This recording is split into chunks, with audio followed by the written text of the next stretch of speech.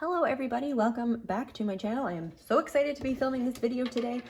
This is a response to 78 Puerta's Tarot Community Challenge of top decks. So there is a beautiful list we are going to go over.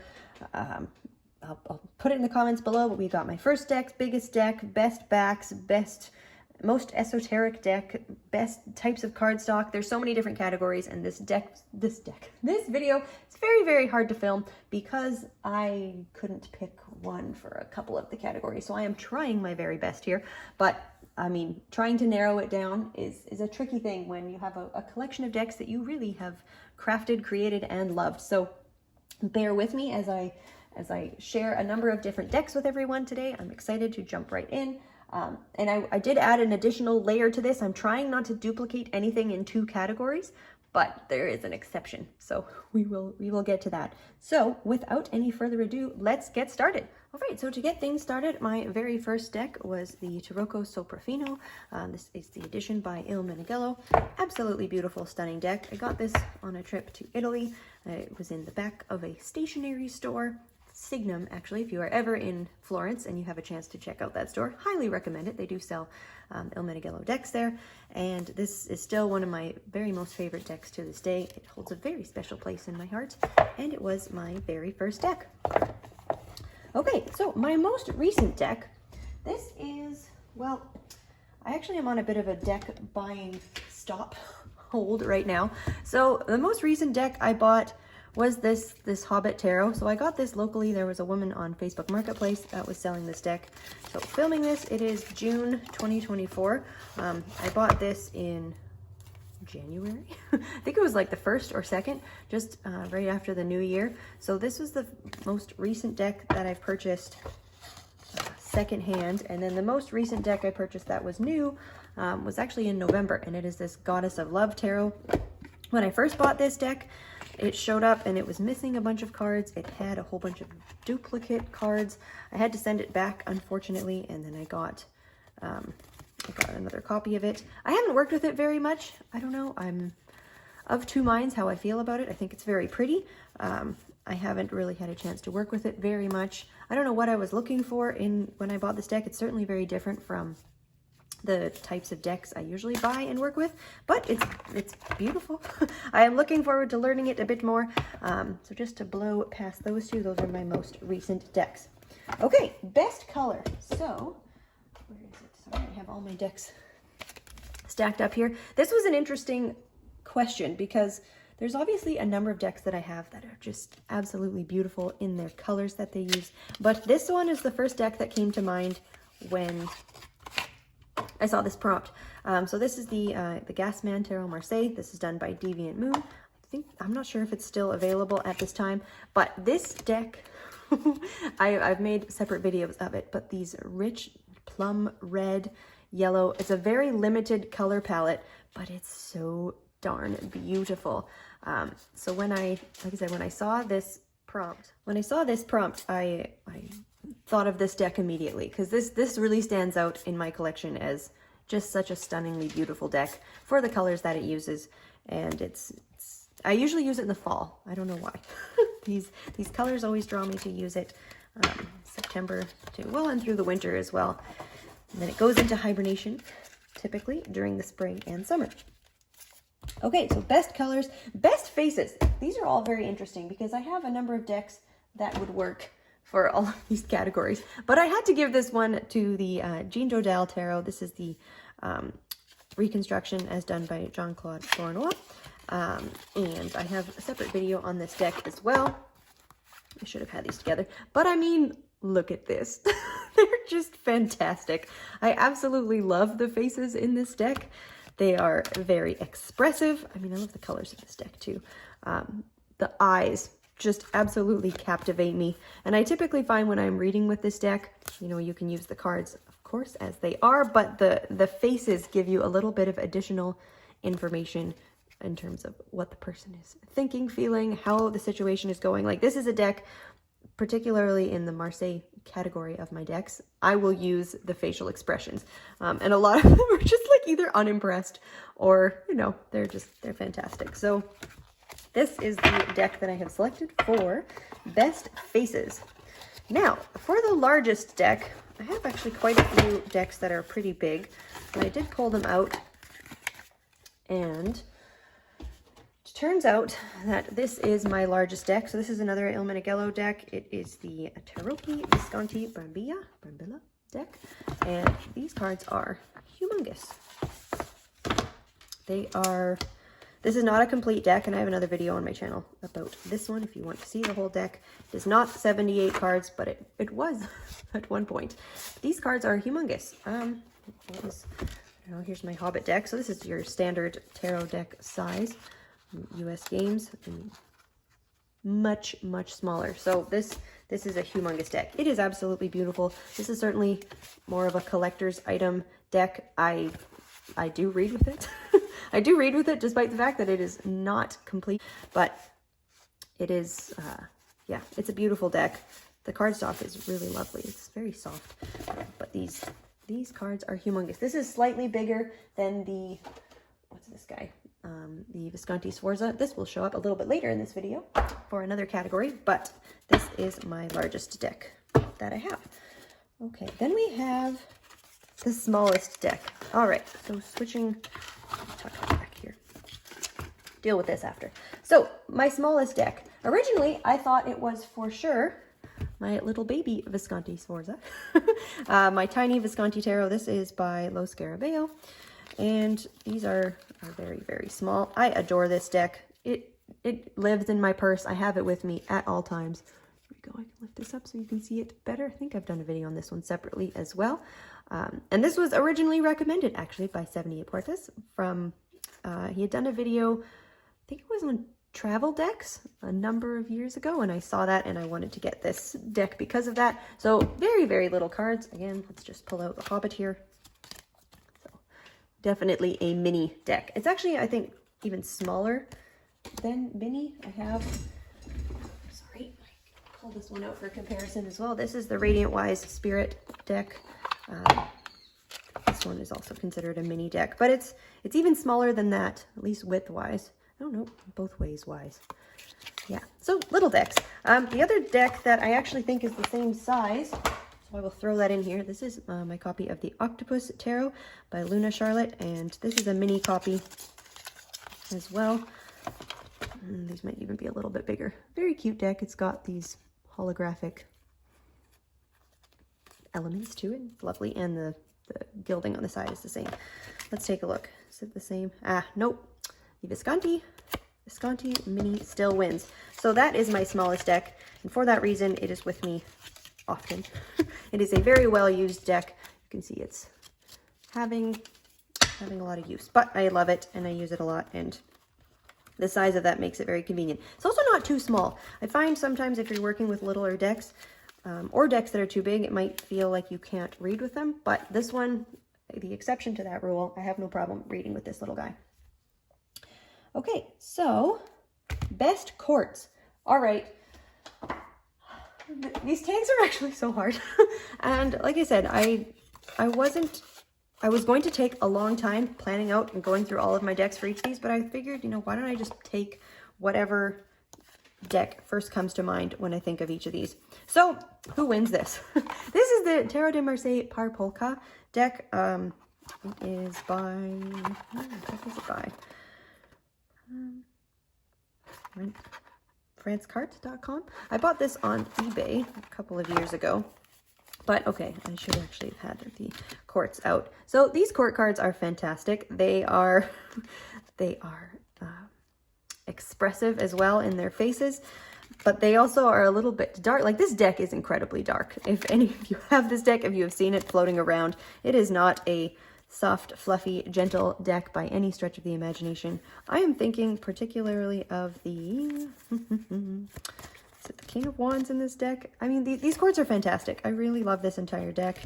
I mean, okay, yeah, we're getting, hang on. There we are. King of Wands. So, I mean, it's very unique. It's very different. And part of why I'm picking a lot of these decks are because they do not, you know, they're not replicated anywhere else. When I'm thinking of my favorite court cards, it's like, what court cards stick out in my mind as very interesting, very unique for one reason or another. Yeah, ooh, no good. So, well, fantastic in its own way, but dark and a bit gory. So that is the Tarot de Marseille par Polka that wins for best court cards. Now, for my most worn out deck, this will definitely be this edition of the Rider-Waite-Smith deck. It was a yellow box version. This is also a deck that I take with me every time I travel, anytime I go anywhere. It's actually not looking like it's in terrible shape, but a lot of I mean, some cards are worse than others. This deck has traveled with me absolutely everywhere.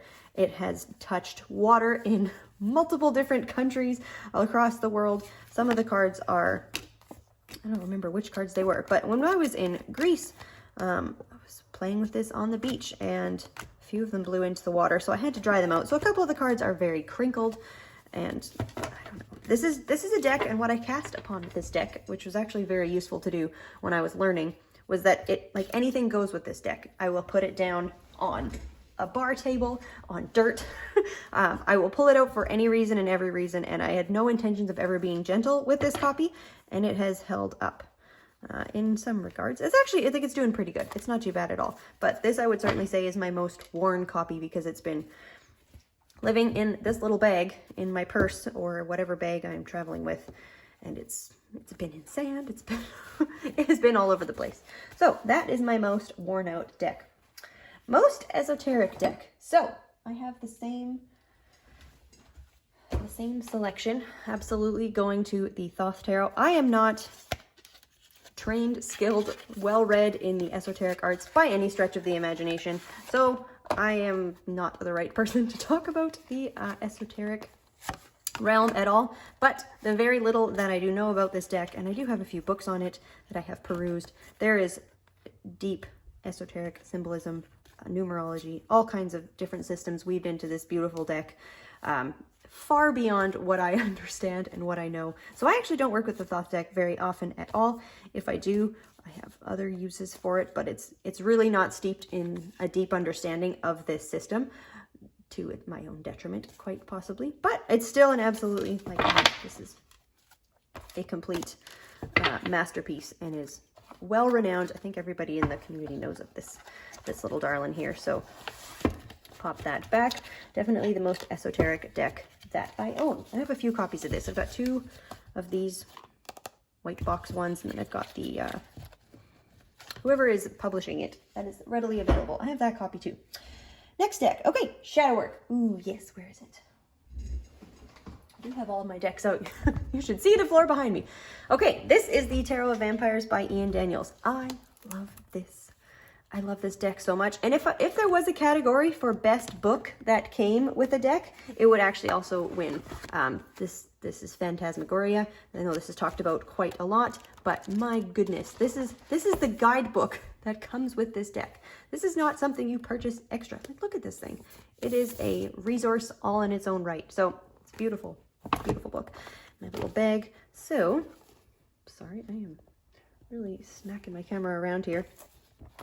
Tarot of Vampires for shadow work and those sorts of things. This deck, I don't know if I've said this before on this channel, but I find it really yells at me. And in fact, just to throw it in there as an honorable mention, this one is also great for shadow work as well. But I have never quite had it where I am shuffling and cards fly out. That doesn't happen to me very often, but this deck, I have had shuffling, card flew out, put it back, shuffling, the same card flew out 3 times in a row. So when I say this deck doesn't talk to me, it typically yells. That is why I say that. It is absolutely stunning. The artwork, I think, is gorgeous. I think the uses of this deck are, I mean, you can use it for a number of different types of readings, but typically, you know, by the nature of it, it's relatively dark in its tonality of the deck, so it works quite well for shadow work type applications. This one I would highly recommend if you are looking for a dedicated shadow work deck. It is dark, it is beautiful.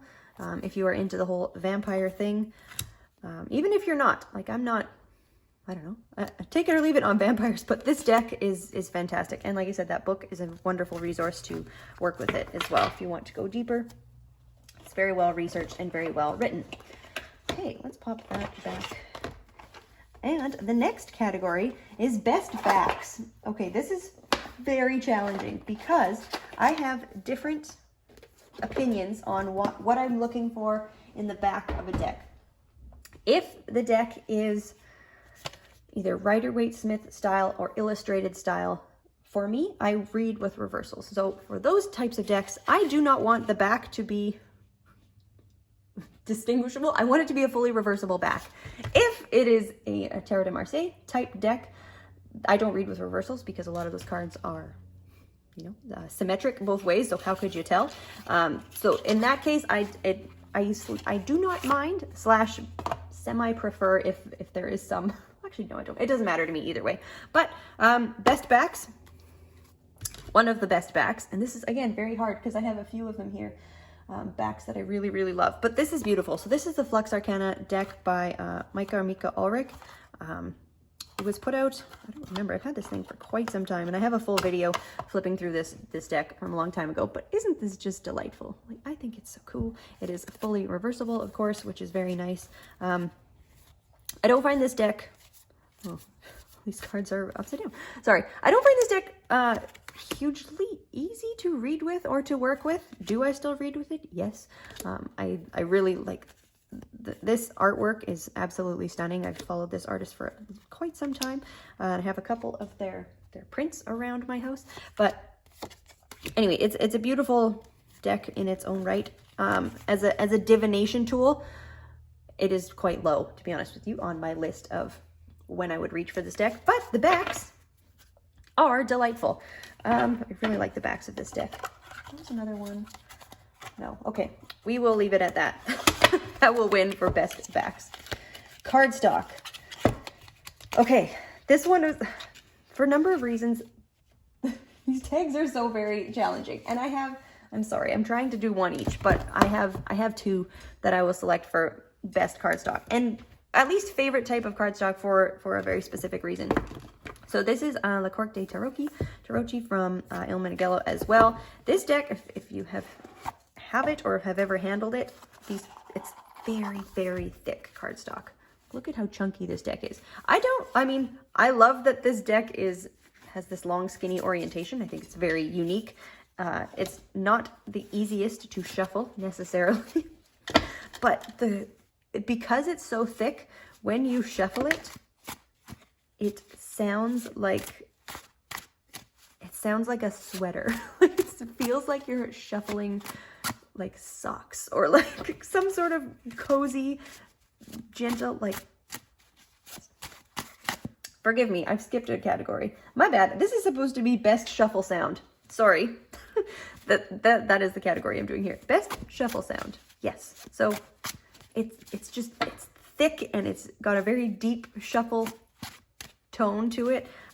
It's not a deck that I do riffle shuffle, but I have a very hard time with this deck because it's so thick and the shape of it, but it's so nice. So much for that reason, much for the same reason is why I picked this little darling here. So this is a copy of the new tarot. It has been re-released.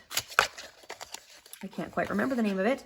It's available on Amazon, the updated version of it, but for a very similar reason. It's got this thick, very thick, papery cardstock. So when you shuffle it, it's not quite as deep toned as this one, but it's very, I don't know, thick and papery and just lovely. So that being said, if I am ever reading at festivals or on a show, or I'm doing back-to-back needing to shuffle quick readings, absolutely not. Like the shuffle sound, I mean, in those types of situations, you're trying to get your cards quickly. So you're looking for more speed and efficiency, at least from my experience and my personal preference. So while I love the shuffle sound, this is like I have a quiet afternoon or morning at home and I'm wanting just a nice cozy shuffling sound, the candle lit and a tea, like, oh yes, very cozy shuffling. But in terms of utility, you know, that's a different category. Sorry, so let's get back to it. Okay, cardstock. This one, and again, I am so sorry. Pick a deck. I tried. But for a very similar reason, and these have very similar type cardstocks. So One of them, actually, we have a winner for favorite cardstock, and then also the soft and silky cardstock. I'm going to weave these categories together. I'm not doing the best at this. Okay, so this is the Northern Animal Tarot. This is specifically the 3rd edition, and you will find here. Yeah. So I am a bit of a sucker for linen cardstock, and I know, so this is the soft and silky one, and I guess by definition, silk and linen are not the same thing.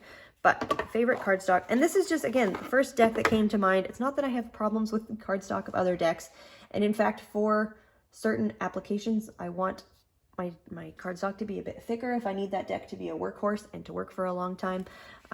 But anyways, I digress. Best cardstock. I really like linen cardstock, so I'm hoping, yes, there we go. You can see it in the light. If you've ever had a deck that has a linen cardstock, it has a very gentle texture to it. Might be able to see it even better. There we go. It's just, it feels really nice. It shuffles well because it has a glide to it, but it's also not super, like the cards grip each other just enough that you're not getting them, I don't know. I don't find that cards really fly all over the place when I shuffle necessarily, but they have, it's a beautiful balance between having a bit of grip feeling to it as well as still being silky type feel. So for best cardstock, I will give that, did I even say this? Goodness, I'm all over the map. The Slow Tarot by Lacey Bryant. This is an absolutely beautiful deck as well. She had painted all of these paintings, and this was on Kickstarter a number of years ago, but I think it's still available on her website. Gorgeous, gorgeous deck. So I really like that. Again, it's a good shuffling utility deck. I will use this for client readings, things like that, because it shuffles quickly and very well. So, soft and silky. Again, whether or not you can use linen as the winner of the silky category, that's where I'm going with this. So, let me see if I can get, there we go. So you can see the texture there on these cards. This deck is so beautiful as well. The Northern Animal Tarot. I have actually the 1st and 2nd editions. They are stunning in their own right as well. But this deck, the cardstock is just very, very beautiful. So it's not massively thick. And that's, I guess, one of the reasons I like linen cardstock is because even though you don't have the protection of the thickness of the deck, I find it lasts. Like it does not chip. It doesn't bend. I mean, it's paper, of course it's going to bend. But I will say, when you're looking at linen cardstock, it's a really good balance between a thinner material, something that can shuffle quickly and really well as you have that durability for long term. So it's very nice. Like, I know this is my silky winner. It's just a delightful cardstock. This deck is stunning. I read with it a lot. It's also nice if you're ever reading for like younger people, children, reading at fairs or events, things like that. It's certainly not limited to those readings. It actually is quite a heavy hitter.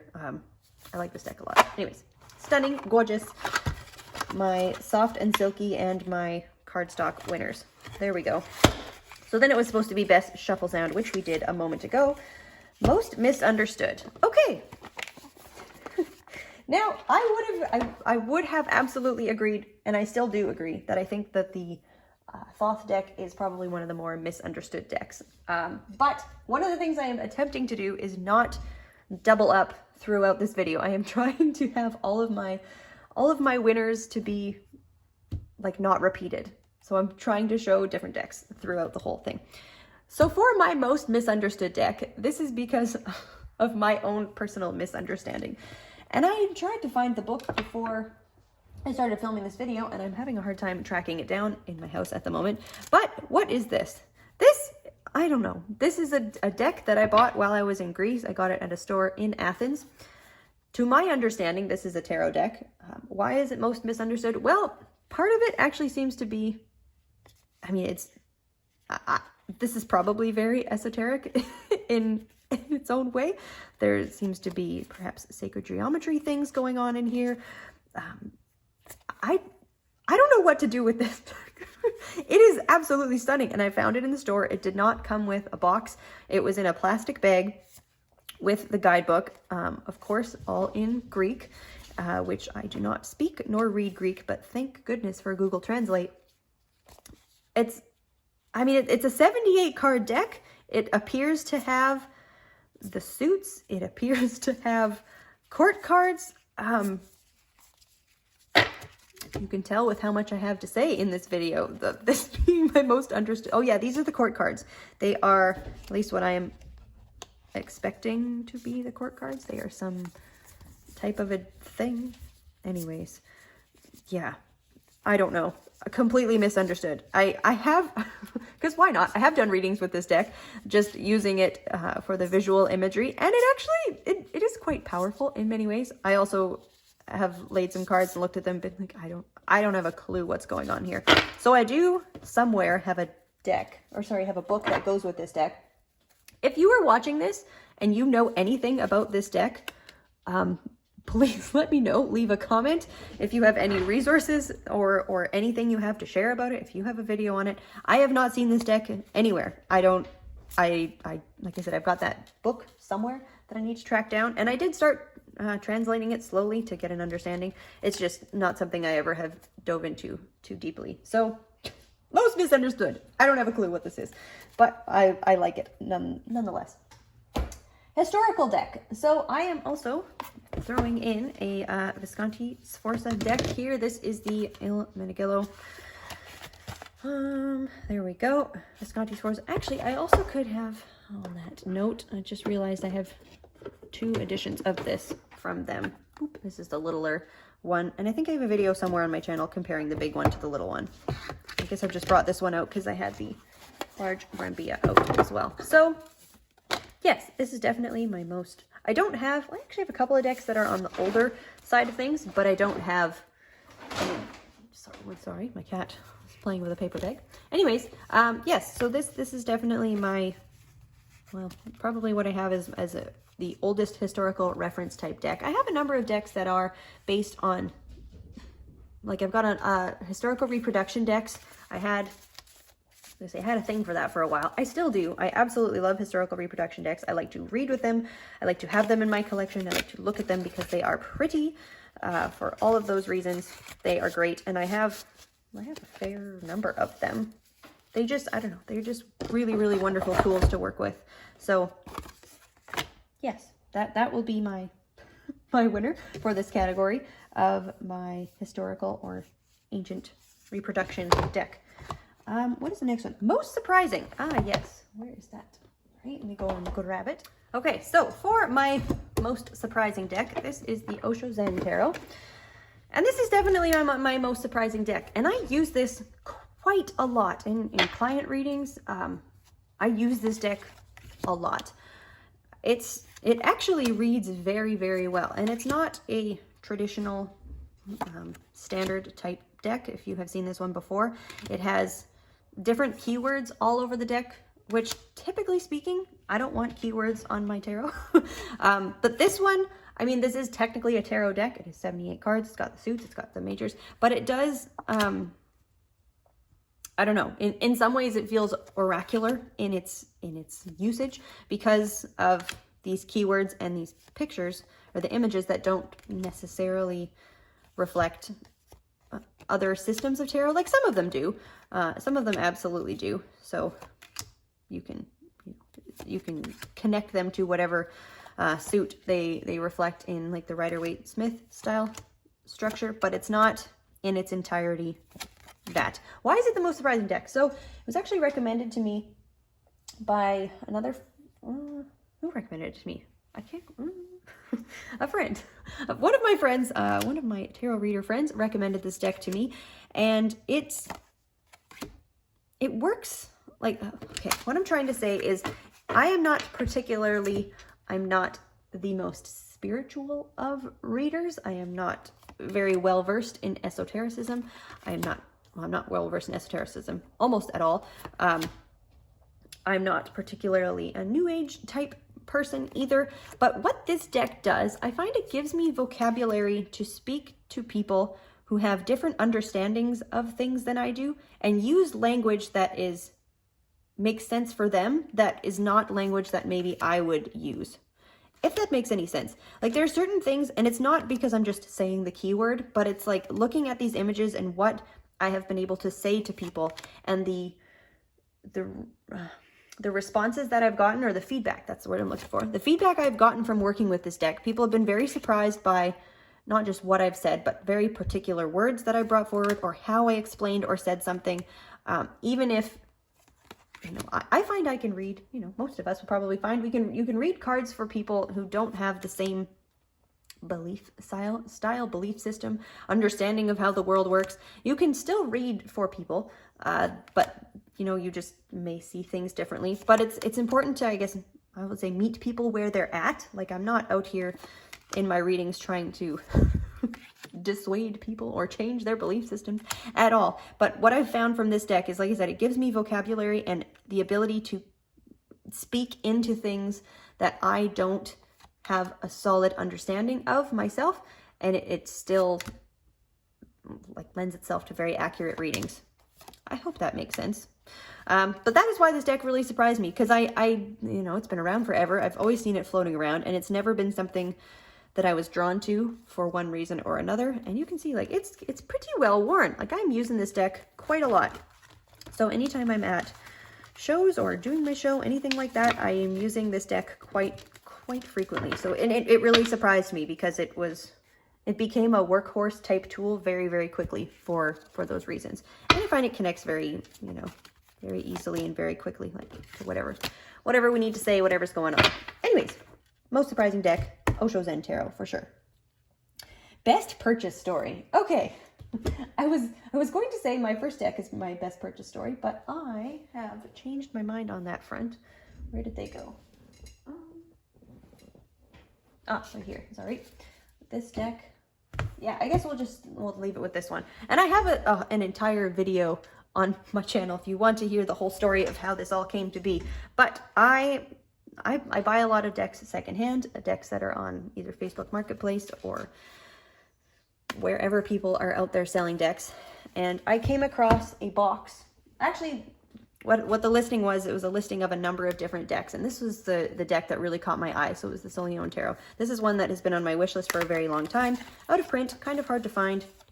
It's relatively expensive. And I actually found this beautiful copy, and it is in fantastic condition. I mean, the backs in this one's pretty cool too. This is also a very dark deck. I know this could almost win for color palette as well, because the colors in this deck are flippin' stunning. But this could also actually work for a shadow work deck. I need to make some more videos. So much to say, but it's we're talking about the story. Anyways, very dark deck. Buckle up if you're staying for this quick flip through. But I found this listing. It had this deck and a number of others. I ended up going to meet the gentleman who was selling them. He sells, like, he buys and sells stuff all the time. And I guess he had got this lot of tarot decks from a woman who had passed away, and it's essentially her entire collection. So I ended up, I went there, and initially I bought this one. I bought a Mamluk deck.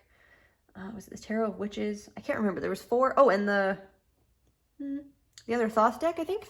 I ended up just buying 4, and on my way out, I was leaving, and I said, you know, I'll probably be back, but this is as much as I'm wanting to spend today. And he was like, well, why don't you make me an offer for the whole box? So I ended up doing so, and I ended up buying all of the decks that day. It was a delightful day. And then when I left, I hadn't realized it, but the box that it was in, and where this box came to be, how they came to be in this box, but the box, it's actually still sitting right behind me. It's a box of cremated remains with U.S. Express Mail Post stickers all over it, and it did in fact require a signature. So somehow I ended up purchasing a box of decks that were in a box of cremated remains. Like I said, that whole story and all of those decks are in a separate video if you were interested in hearing about that. But that's definitely my most interesting purchase story. And yeah, I selected this one because it was really this deck that had, and there was another one. Actually, he had sold one deck. I can't remember what it was now. But one deck he had sold from the lot before I got there, and then I just purchased the rest.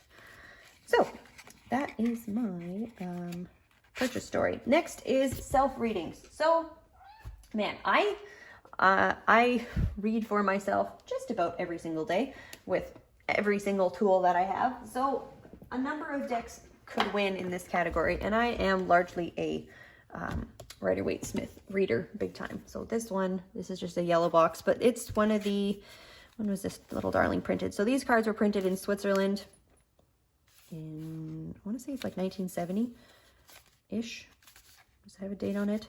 Doesn't matter. So anyway, I could just as easily have said cards for self readings, like Rider-Waite-Smith. I use these all the time. I also could easily say any deck, any number of decks. What I chose, how I chose to interpret this is a deck that I use only for myself, because the majority of the decks that I have, you know, I do offer readings professionally, and I do read for clients with just about every deck that I own for that reason, because you know, it's a great way to work with them doing readings for other people. However, my Mary L, this is a first edition. The second edition is available now out at major retailers near you. So the Mary L Tarot is so stunning. This one, I mean, almost could also be a shadow work deck. I adore this deck. I use it, I pull it out whenever I have something, I don't know, something deeper going on. It's usually some level of, I make a whole night of it when I pull this deck out. I just have this special reverence and love for this deck where, like I said, will not, I mean, who knows what the future holds, but no plans to ever read for anyone else with this particular deck. It is a deck that I use for myself, by myself, and I just absolutely adore it. The artwork is spectacular. It has a really great book that comes with it. It's not, it's definitely its own system in many regards, but it's, man, it's such a stunning deck. So that is my self-reading deck, as it is limited to only me reading for myself with this little darling.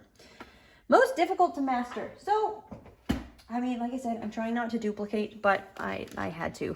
I mean, this one. I feel like if there was ever a person who was wanting to dedicate their life to a single deck and just work with that and not run out of things to learn, that would probably fit for the Thoth deck. I can't put that back in there.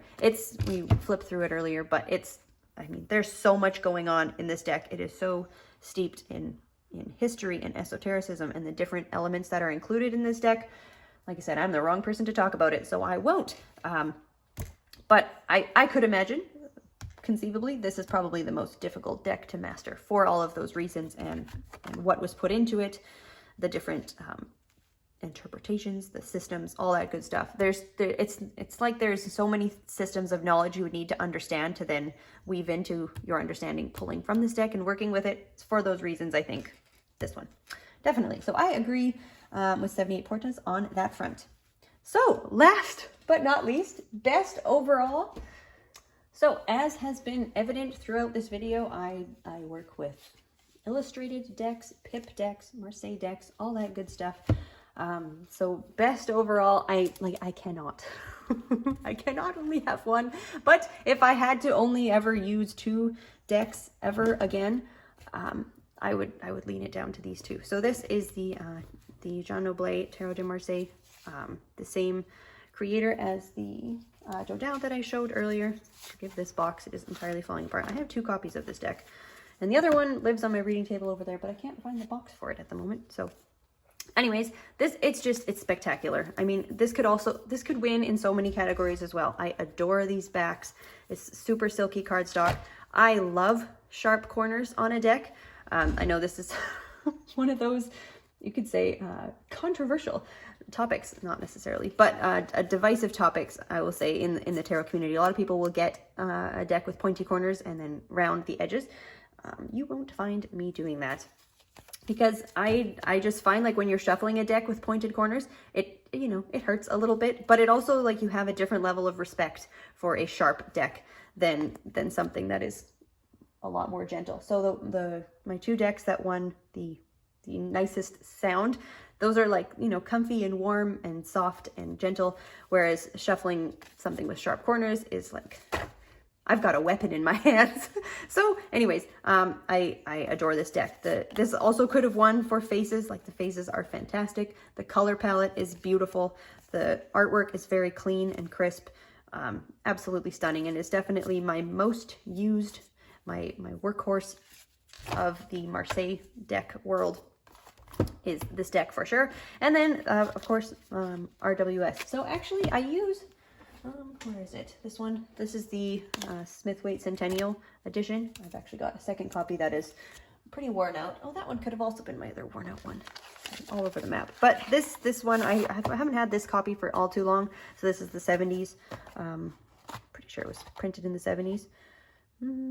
Printed in Switzerland. Anyway, it's really nice as well. It's certainly more of the papery. It's a thicker cardstock than the yellow box edition that's available today, or that yellow box edition that I had as wherever that went. My most worn out deck.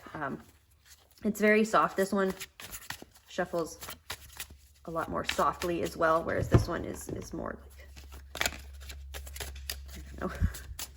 I don't know if this is useful, but it, you know, we're shuffling a racehorse, or like, I don't know, not a racehorse, a race car. It's very like, I don't know how to even describe it, but this cardstock has certainly a lot more grip to it. We're not talking about all those categories right now. These are just best overall. So I absolutely love this edition.